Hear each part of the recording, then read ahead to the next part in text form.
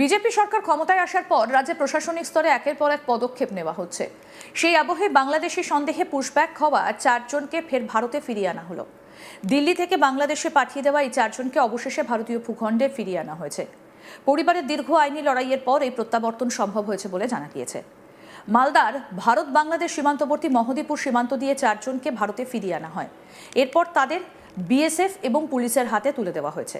জানা গিয়েছে বীরভূমের পাইকরের গ্রামের বাসিন্দা সোনালী বিবির ভারতে ফেরার প্রায় 7 মাস পর তার স্বামী সহ মোট 4 জনকে একই সীমান্ত দিয়ে ফিরিয়ে আনা হয়েছে। পরিবার সূত্রে জানা গিয়েছে 2025 সালের 22শে জুন দিল্লি পুলিশ রোহিণী এলাকার বাঙালিপাড়া থেকে সোনালী বিবির স্বামী দানেশ শেখ, প্রতিবেশী সুইটি বিবি এবং আরও সদস্যদের গ্রেপ্তার করে। অভিযোগ 25শে জুন তাদের বাংলাদেশে পুশব্যাক করা হয়। এরপর বাংলাদেশে তাদের অনুপ্রবেশকারী সন্দেহে গ্রেপ্তারও করা হয়। পরিবারের পক্ষ থেকে তাদের ভারতে ফেরানোর দাবিতে আদালতের দ্বারস্থ হওয়া হয়। এর আগে 2025 সালের 5ই ডিসেম্বর একই মহদেপুর সীমান্ত দিয়ে সোনালী বিবি এবং তার সন্তানকে ভারতে ফিরিয়ে দেওয়া হয়েছিল। এবার সেই একই সীমান্ত দিয়ে বাংলাদেশ থেকে সোনালী বিবির স্বামী দানেশ শেখ, প্রতিবেশী সুইটি বিবি এবং তার 2 সন্তানকে ফেরত পাঠানো হলো। ভারতে ফিরিয়ে আনার পর তাদের বিএসএফ এবং পুলিশের হাতে তুলে দেওয়া হয়েছে। দেশে ফিরে স্বস্তির কথা জানিয়েছেন সুইটি বিবি। তিনি বলেন, দেশে ফিরে ভালো লাগছে, অনেক কষ্ট সহ্য করতে হয়েছে, গ্রামেই থাকবো আর বাইরে কাজ করতে যাব না। তিনি জানান, দিল্লিতে কাগজ কুড়োনোর কাজ করতেন। পরিবারের দাবি, দীর্ঘদিন ধরে তারা ভারতে ফেরার অপেক্ষায় ছিলেন। আদালতের প্রক্রিয়া সম্পূর্ণ হবার পর অবশেষে তাদের দেশে ফিরিয়ে আনা সম্ভব হয়েছে। কি বলছেন বাংলাদেশ থেকে ভারতে ফেরা মহিলা সুইটি বিবি, শুনবো। কিভাবে বাংলাদেশ গেলেন? কোথায় কাজ করতেন? দিল্লিতে কাজ করতে গেছিলাম। কি কাজ করতেন? বাসা বাড়িতে কাজ করতাম। তারপর কিভাবে কোথায় গেলেন? বাংলাদেশ থেকে? বাংলাদেশ থেকে পুলিশে ধরে তখন থানায় নিয়েছে, তখন আমাদেরকে মানে জাহাজে প্লেনে করে তখন আমাদেরকে জঙ্গলে ছেড়ে দেয়, আসাম কুড়িগ্রাম বর্ডার। আপনারা কি বাংলার কথা বলতেন? জি, আমরা তার জন্য আমরা মুসলমান, আমি বাংলা কথা বলতাম তার জন্য।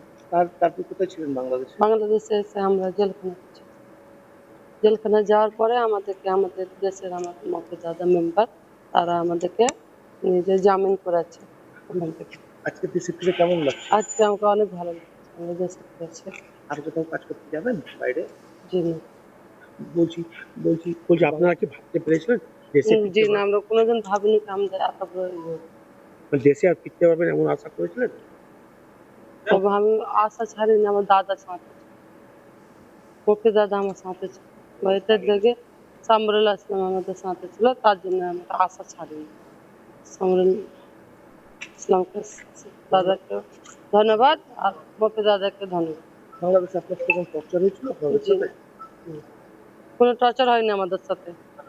বাংলাদেশে আমাদেরকে পুলিশ জেল অনেক ভালোবাসতো, জেলার স্যার আমাদেরকে ভালোবাসতো, কোনো টর্চার করেনি আমাদেরকে, কারণ আমরা মনে শান্তি ছিল না তখন। আজকে ভালো লাগছে? আজকে আমাকে ভালো লাগছে স্যার, দেশে ফিরে কতটা আনন্দ? বহুত আনন্দ পাচ্ছি। আপনার ছেলে মেয়ের তো পড়াশোনা বন্ধ হয়ে গেছে। জি, 1 সাল থেকে আমার বাচ্চার পড়ালেখা কিচ্ছু হয় না, আমাদের কিচ্ছু হয় না, রোজগারও হয় না আমাদের, কারণ আমার স্বামী নেই। তবু আমরা কষ্ট করে আমরা কি করে বাংলাদেশে থাকলাম আমরা জানি। কি নাম ছিল আপনার স্বামী? আজিজি বলছি এখন যে দেশে ফিরলেন, ছেলে মেয়ে পড়াশোনা করাবেন? পড়া। আর কি যাবেন বাইরে কোনো কাজ করতে? জি না, যাবো না, দেশে থাকবো। চাষবাস করবেন? জি, চাষবাস আমি তো কিছু জানি না দেশে, আমার বাচ্চাকে বিদেশে পাঠাবো মিস্ত্রিদের সাথে, আর আমি বাড়িতে থাকবো।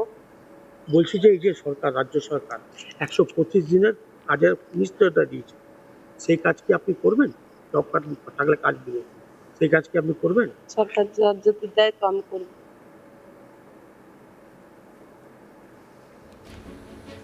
বাংলাদেশ থেকে ভারতে ফেরা সোনালী বিবির স্বামী দানেশ শেখ কি বলছেন, শুনবো তার কথাও। আজকে তো দেশে ফিরলেন, কেমন লাগছে? আমাদের ভালো লাগছে, মানে যে আমার বউ আছে, আমার বাচ্চা ছেলে আছে, আমার মা বাপদেরকে আমি 1 বছর থেকে দেখতে পাইনি।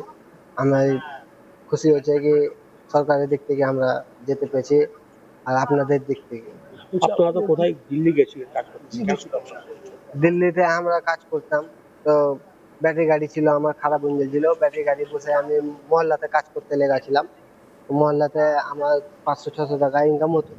তা আমি বাড়ি এসে আমি শুধু খাবারটা খেয়েছি, পুলিশে আমাকে উঠে নিয়ে চলে যেত। কেন নিয়ে গেছিল?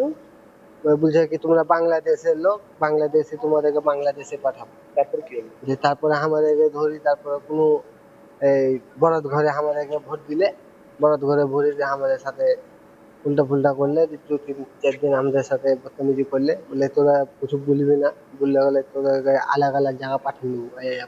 তারপরে তারপরে আমরা কিছু বললাম না, ওদেরকে বললাম কি তোমরা কি বলবার না বলবার তোমরা করো স্যার, আমরা বাংলাদেশের লয় আমরা। বলছে চুপ তুই, তোকে জবরদস্তি পাঠাবো আমি, বলে যে আমাদেরকে পাঠিয়ে দিলে বাংলাদেশ। তারপরে কোথায় ছিল? বলছি তোমাদের সঙ্গে তো তোমার বউ গেছে, জি। তো তাকে তো নিয়ে আসা হয়েছে, হুম।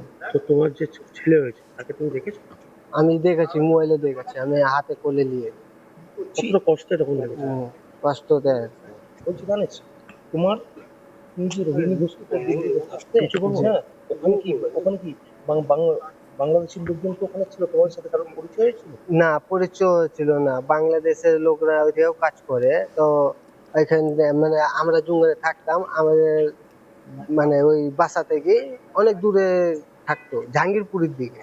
ওই জায়গাটার নাম জাহাঙ্গীরপুর, ওখানে বাংলাদেশের লোকরা থাকে অনেক। তা আমরা এদিক দিন আমরা আপনার কাজ করছিলাম, দিন বাংলাদেশের লোকরা পড়েছে গিয়ে আর থাকে, আর এমনি কোনো এমনি কাজ হচ্ছে। বলছি তুমি তো 1 বছর পর তোমার ছেলেকে দেখবে, হুম। কতটা আনন্দ লাগছে? আমরা বহুত আনন্দ লাগছে, মেলা ভালো লাগছে যে আপনাদের লেগে আমরা ফেরত ইন্ডিয়া যেতে পেরেছি। বলছি তোমার বউ যখন এই ঘটনাকে ঘিরে ফের পুশব্যাক বিষয়টা পুশব্যাক ইস্যার সামনে এসেছে।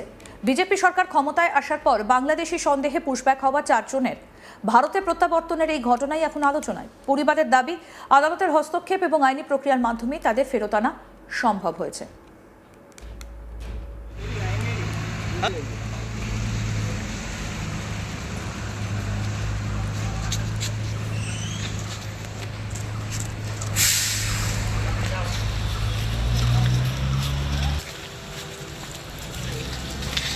বাংলাদেশি সন্দেহে পুশব্যাক হওয়া 4 জনকে ফেরানো হলো ভারতে।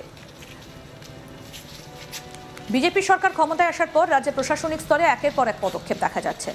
সেই আবহেই বাংলাদেশি সন্দেহে পুশব্যাক হওয়া 4 জনকে ফের ভারতে ফিরিয়ে আনা হলো। দিল্লি থেকে বাংলাদেশে পাঠিয়ে দেওয়া এই 4 জনকে অবশেষে ভারতীয় ভূখণ্ডে ফিরিয়ে আনা হয়েছে। পরিবারের দীর্ঘ আইনি লড়াইয়ের পর এই প্রত্যাবর্তন সম্ভব হয়েছে বলে জানা গিয়েছে।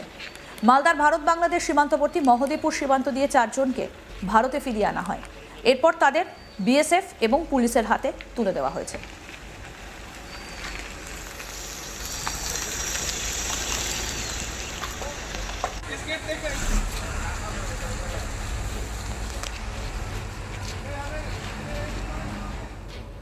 আরও আপডেট পেতে দেখতে থাকুন আজ তাক বাংলা, সাবস্ক্রাইব করুন।